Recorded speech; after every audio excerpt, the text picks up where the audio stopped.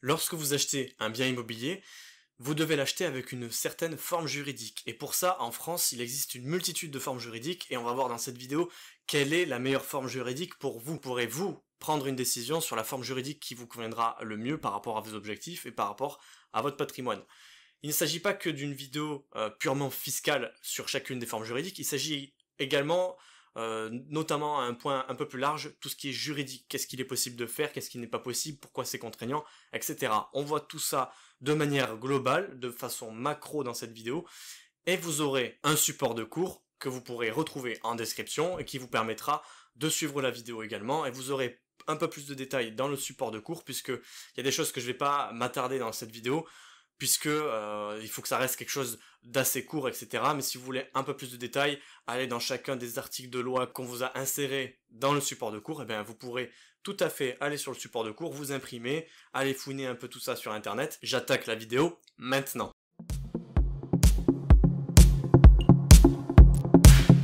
Alors, pour comparer les formes juridiques d'acquisition entre elles, c'est pas forcément évident puisque il n'y a pas de meilleure forme juridique à proprement parler, sinon tout le monde ferait qu'une seule forme juridique. Il y a des avantages et des inconvénients dans chacune d'entre elles, et pour pouvoir les comparer, il faut se baser sur certains critères. Alors, nous, on a choisi les critères suivants pour pouvoir les comparer. 1. Comment sont-elles fiscalisées sur les revenus? 2. Comment sont-elles fiscalisées lors de la revente du bien? 3. Juridique, qu'est-ce qu'on peut faire avec? Comment l'exploiter? Qu'est-ce qu'il est possible de faire? 4. La transmission. Certaines formes juridiques ont des avantages pour la transmission que d'autres, et ça on va voir ça dans cette vidéo. Et 5, le financement. On oublie très souvent de parler du financement lorsqu'on parle d'une forme juridique, puisqu'il y a des facilités d'accès avec certaines formes juridiques pour le financement et d'autres un peu moins. Et c'est ce qu'on va détailler un petit peu dans cette vidéo. Alors la forme juridique la plus simple et la plus commune, c'est le nom propre. Le nom propre, c'est simplement d'acheter un bien directement, d'aller chez le notaire et de pas lorsque vous signez un compromis ou une promesse, vous n'avez pas de clause de substitution comme on pourra le voir dans les autres formes juridiques. Il suffit simplement de signer, ça vous appartient à vous, en nom propre, à moi Marvin lorsque je signe un bien immobilier et que je l'achète en nom propre. C'est la forme juridique la plus banale et la plus commune. Alors au niveau de la fiscalité de cette forme juridique, l'inconvénient c'est que vous êtes fiscalisé sur les revenus. C'est-à-dire que si vous avez des gros revenus, vous allez avoir un impôt bien plus important que si vous n'étiez pas imposé vous au niveau des revenus, mais au niveau de ce qu'on appelle de l'impôt sur les sociétés. On va voir ça un petit peu plus tard dans la vidéo avec d'autres formes juridiques. Mais ce qu'il faut retenir, c'est que le gros inconvénient, c'est que si vous avez des gros revenus, acheter en nom propre en ayant déjà des gros revenus, c'est pas forcément la solution la plus optimisable en termes de fiscalité. Ensuite, au niveau de la revente, vous êtes fiscalisé sur l'IR. Vous êtes imposé sur la plus-value des particuliers. Je vais pas rentrer de suite dans le détail, parce qu'on va faire une vidéo pour chacune des formes juridiques, mais ce qu'il faut comprendre, c'est qu'en nom propre, vous revendez sur l'IR, contrairement à certaines sociétés, voire même la plupart des sociétés, où vous êtes fiscalisé sur l'impôt sur les sociétés, et donc lors de la revente, l'impact fiscal il est quand même beaucoup moins élevé que les sociétés, surtout si vous avez fait des travaux derrière, etc. On va voir ça un petit peu plus tard. Un autre avantage, celui-ci est au niveau de la flexibilité, donc c'est très simple à gérer, le nom propre. Vous pouvez choisir entre les revenus meublés ou les revenus non meublés, donc les revenus fonciers. Donc ça permet une flexibilité plus importante que lorsque vous êtes en nom propre, et c'est beaucoup plus simple. Et pour tout ce qui est financement, le nom propre, c'est la forme juridique la plus simple pour se faire financer, puisque c'est très simple à présenter comme dossier à la banque. La banque, elle comprend de suite ce que vous faites, et donc vous avez des facilités plus importantes avec cette forme juridique-là pour le financement. On passe maintenant à l'indivision. Alors, l'indivision, ça ressemble un peu au nom propre, sauf que vous êtes avec des associés. Mais vous restez toujours en nom propre. Mais vous avez des parts dans l'achat. En nom propre, lorsque vous achetez la totalité du bien. En indivision, il se peut que vous êtes avec un associé, et donc vous allez vous séparer les parts. Il y en a un qui va acheter 50%, admettons, et un autre 50% des parts. Et le fait que les parts soient séparées, cela impose des avantages, mais aussi des contraintes. Déjà, au niveau de la fiscalité, on retrouve la même contrainte qu'en nom propre, c'est-à-dire que ça fonctionne de la même manière, c'est-à-dire que si vous avez des gros revenus, en nom propre c'est un inconvénient, en indivision c'est aussi un inconvénient. Maintenant, au niveau de la revente, c'est un petit peu plus compliqué parce que tout à l'heure, parce qu'à l'instant je viens de vous montrer un exemple où on divise le bien en 50-50 et chacun a la moitié des parts, mais chacun détient la moitié des parts, mais peut-être que chacun n'a pas fait la même proportion d'apport. Et quand vous êtes en indivision, il peut y avoir un historique de l'apport qui est compliqué à retrouver. On le voit souvent dans des divorces, quand le mari et la femme n'ont pas mis les mêmes apports dans un bien immobilier qu'ils ont acheté ensemble, alors que même ils étaient dans un contrat de mariage. Ça fonctionne un peu de la même manière au niveau de l'indivision, au niveau de ces problèmes-là, c'est-à-dire que vous êtes avec un associé, il y en a un qui a mis 20 000, l'autre il a mis 60 000 dans le projet. Lorsque vous êtes en indivision, c'est compliqué, donc il faut essayer de faire les choses bien lorsque vous êtes en indivision pour éviter ce genre de problème. Un autre gros inconvénient de l'indivision, c'est que vous êtes obligé de vendre lorsque un des indivisaires souhaite revendre. L'article 815 du Code civil précise que nul n'est contraint de rester dans l'indivision. Vous pourrez retrouver les articles juridiques qui appuient ce qu'on est en train de vous dire dans cette vidéo et dans le support de cours. Alors, ce qu'il faut bien comprendre dans l'indivision, c'est la faible traçabilité aussi des créances. Dans une société, c'est plutôt bien fait, il y a des comptes courants d'associés, et quand un associé achète quelque chose avec la société, il doit de l'argent à son associé, etc. Il est possible d'avoir une vraie traçabilité comptable de ce qui a été dépensé, acheté et revendu. Ça, c'est dans le cadre de la société, mais lorsque vous êtes en indivision, vous êtes aussi avec un associé. Sauf que vous n'êtes pas tenu de garder vos comptes comme avec une société. Et donc, l'un des inconvénients de l'indivision, c'est la traçabilité de tout ce qui est créance. Parce qu'un jour, quand tout se passe bien, il n'y a pas de problème, mais le jour où ça se passe mal, il faut retrouver les créances et il faut le prouver, etc. C'est comme lors d'un divorce, il faut prouver que l'un a fait ci, machin, etc., alors qu'on n'a plus la facture. Bref, c'est un vrai bordel. Un des avantages qu'on peut retrouver à l'indivision, c'est le financement bancaire, effectivement. Comme en nom propre, c'est plus facile de se faire financer par les banques lorsque vous êtes en nom propre, l'indivision, c'est encore plus simple, puisque la banque, au lieu de... elle vous prête un montant, mais elle a 2 personnes caution de ce crédit bancaire, donc c'est un risque plus réduit. Si vous êtes sur le même montant, un en indivision et un en nom propre simple, la banque elle préférera l'indivision, puisque son risque sera bien plus bas, puisqu'elle aura 2 personnes sur qui s'appuyer si jamais il y a un défaut de paiement sur le crédit. Passons maintenant à la forme juridique des sociétés, donc les SCI. Pour les SCI, vous avez 2 choix, vous avez 2 régimes fiscaux. Vous avez la SCI qui est imposée sur l'IR, donc l'impôt sur les revenus, et la SCI qui est imposée sur l'IS. Je vais pas rentrer encore dans les détails de la SCI IR, IS, puisque ça ferait l'objet d'une vidéo entière exclusivement dédiée à la SCI. Mais ce qu'il faut comprendre, c'est que à l'IR, vous êtes obligé de respecter le fait que 10% de votre chiffre d'affaires ne doit pas être de l'activité commerciale.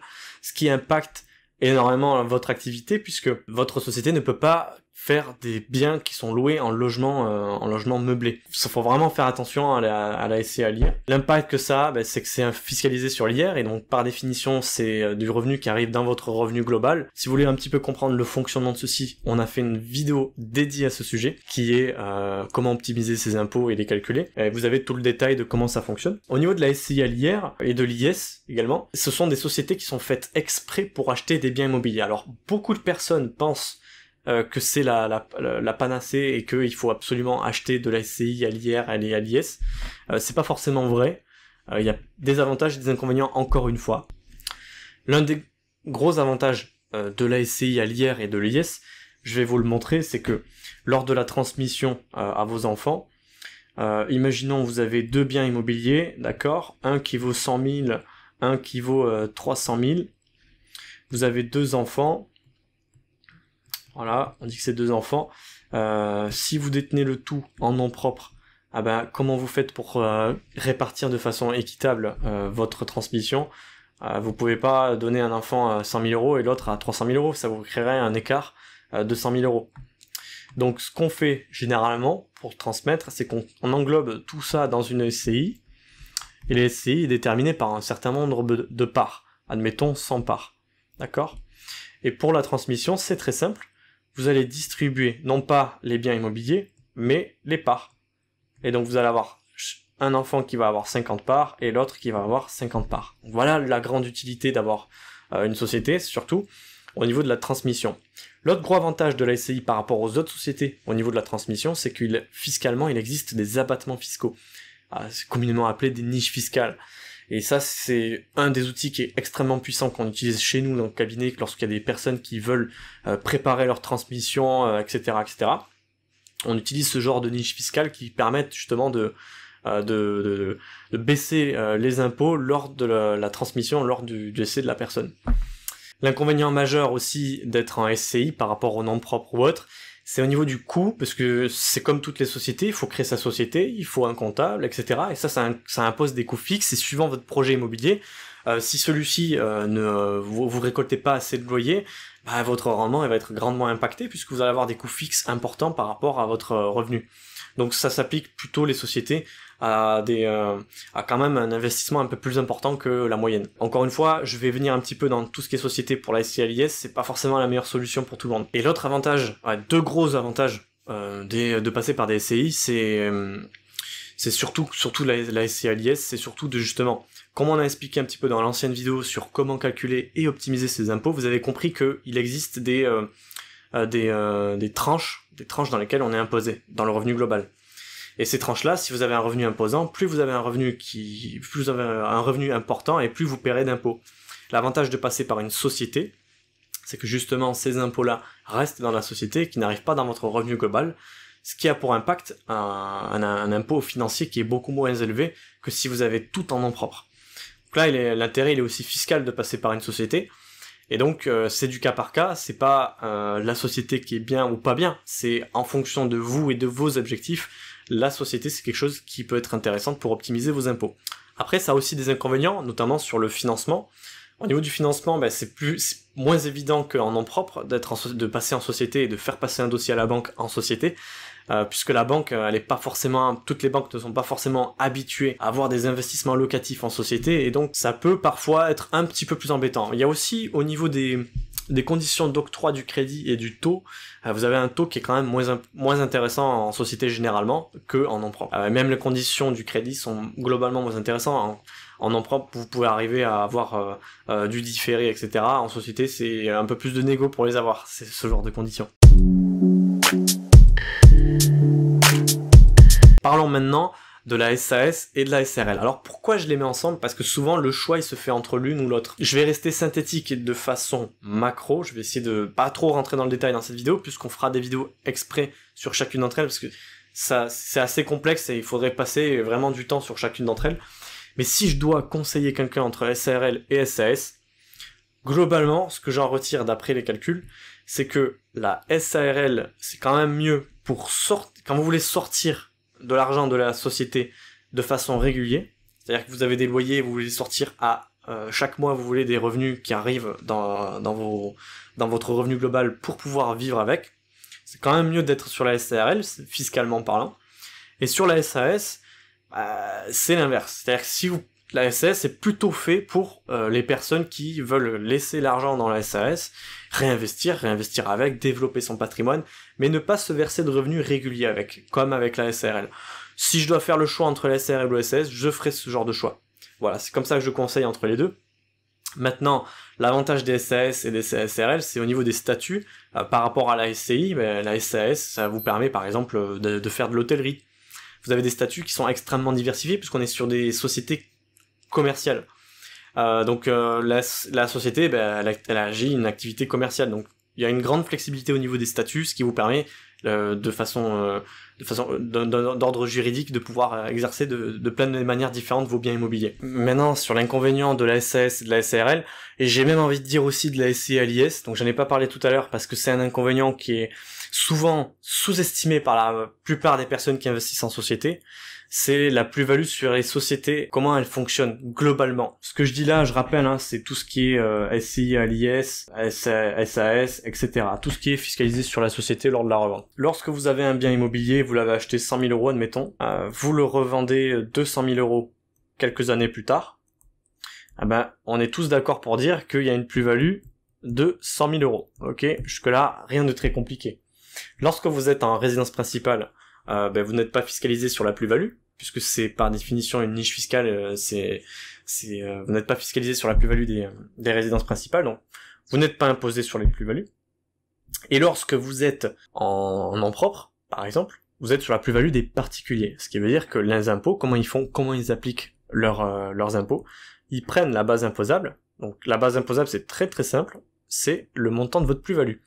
Et ils appliquent un pourcentage. Plus vous avez un bien immobilier en nom propre, vous gardez longtemps, et moins vous payez d'impôts. En société, ça fonctionne de la même manière. Alors, ce qui change entre la plus-value, entre la revente en particulier et la société, c'est la base imposable. Et ça a un impact énorme. Lorsque vous êtes en société, et lorsque vous avez des biens immobiliers, parfois, il peut vous arriver que pendant les années, vous ayez fait des travaux. Il se peut que par exemple, vous ayez aussi mis en charge, je sais pas, des fournitures, des choses qui vous permettent de faire votre activité. Vous avez aussi amorti votre bien quand vous êtes en société, notamment en SCI à l'IS par exemple. Ça c'est le comptable qui vous fait ça, donc je vais pas rentrer dans le détail non plus, mais globalement vous avez comptablement des charges fictives qui se créent. Et admettons vous avez eu des travaux, etc. Et si on prend le total des charges et des amortissements, admettons que dans votre détention vous en avez eu pour 50 000 euros, d'accord? Eh ben les impôts, comment ils vont faire? Votre base imposable ne sera pas 100 000 euros, ça va être 100 000 euros plus 50 000 euros. Ces 50 000 euros, ils proviennent de votre exploitation, de votre bien pendant que vous étiez en société. Et donc, votre base imposable, ça sera 150 000 euros. Et donc, les impôts vont appliquer un pourcentage sur cette base imposable. Et donc, vous êtes imposé sur 150 000 euros au lieu de 100 000 euros lorsque vous y étiez en particulier. Et il est là l'impact fiscal lors de la revente. Et c'est pour ça que beaucoup de personnes pensent que les sociétés c'est génial, machin, mais lorsque vous vous revendez, il faut quand même réfléchir à savoir si vous allez être imposé sur les particuliers ou sur les sociétés. Ça a quand même un impact fiscal énorme derrière. Donc la société c'est oui, mais ça dépend quoi, ça dépend de l'objectif, est-ce que vous voulez revendre derrière ou pas. Ce sont des choses qui s'étudient au cas par cas, et c'est pour ça que justement vous pouvez vous faire aider, par exemple par un cabinet comme le nôtre. Petit instant pub, je vous rappelle, vous pouvez aller en description et vous pouvez vous inscrire pour qu'on puisse vous accompagner dans vos investissements. Ça c'est typiquement le genre de cas qu'on regarde lorsqu'il y a une étude patrimoniale, et ben on regarde justement ce genre de cas, pour éviter justement de se faire massacrer lors de la revente. Parce que l'impact fiscal il est énorme là. On s'en rend pas compte au début quand on achète, puis quelques années plus tard, 10-15 ans après, on se rend compte qu'en fait, c'était peut-être pas le meilleur choix. Et ouais, mais après c'est trop tard. Donc voilà, l'impact au niveau des sociétés, c'est quand même à retenir, c'est un impact majeur, un inconvénient majeur par rapport à tout ce qui est investissement en direct en nom propre. Ensuite, l'autre forme d'acquisition qu'on va parler, c'est tout ce qui est démembrement. Alors le démembrement c'est quoi? Je vais rentrer un petit peu dans le détail, là aussi je vais rester synthétique parce qu'on pourrait y passer des heures à en parler. Donc pour faire très simple, lorsque vous achetez un bien immobilier, alors je vais reprendre plutôt le blanc. Lorsque vous achetez un bien immobilier, vous l'achetez généralement à 99% des cas, vous l'achetez en pleine propriété, c'est-à-dire vous êtes propriétaire de l'ensemble du bien. Mais il est possible d'acheter d'une manière différente, c'est-à-dire en démembré, c'est-à-dire qu'au lieu d'acheter 100% du bien, vous le scindez en deux, et vous l'achetez d'une façon un petit peu particulière, qui est que vous êtes soit propriétaire de la nue propriété, ou soit propriétaire de l'usufruit. Et alors, comment ça fonctionne lorsque vous exploitez votre bien? Ici, en pleine propriété, vous avez, admettons, un locataire, qui bénéficie de votre bien immobilier, et lui en retour il vous fournit un loyer. D'accord? Jusque là rien de très compliqué, c'est ce qui se passe dans la plupart des cas. Et le proprio, donc le proprio qui est ici, lui il récupère les loyers du bien immobilier et les bénéfices si jamais il a fini son crédit, etc., etc. Dans le cadre d'un bien qui a été démembré, ça fonctionne de façon différente. On pourrait considérer qu'il n'y a pas qu'un seul propriétaire, mais qu'il y en ait deux.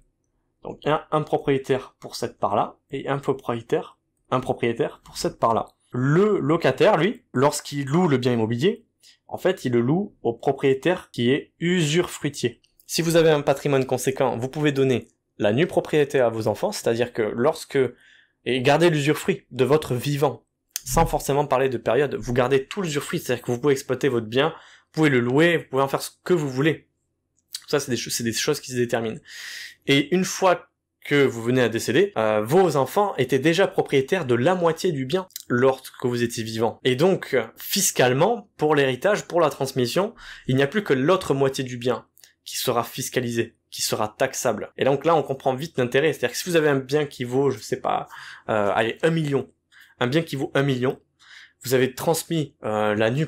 C'est pas comme ça que ça se fait dans la réalité, c'est pas 50-50, hein, ça marche pas comme ça. Mais prenons un cas simple, vous avez un bien à 50%, donc 50% usufruit, 50% du propriété. Vous transmettez 50% à vos enfants, donc ils sont propriétaires lors de votre vivant de 500 000 euros. Mais finalement, ça leur sert à rien puisque ils n'ont pas de revenus, puisque c'est vous qui tirez les revenus de votre bien immobilier qui vaut 1 million. Et lorsque vous décédez, eh bien, la transmission se fait sur les 500 000 euros restantes.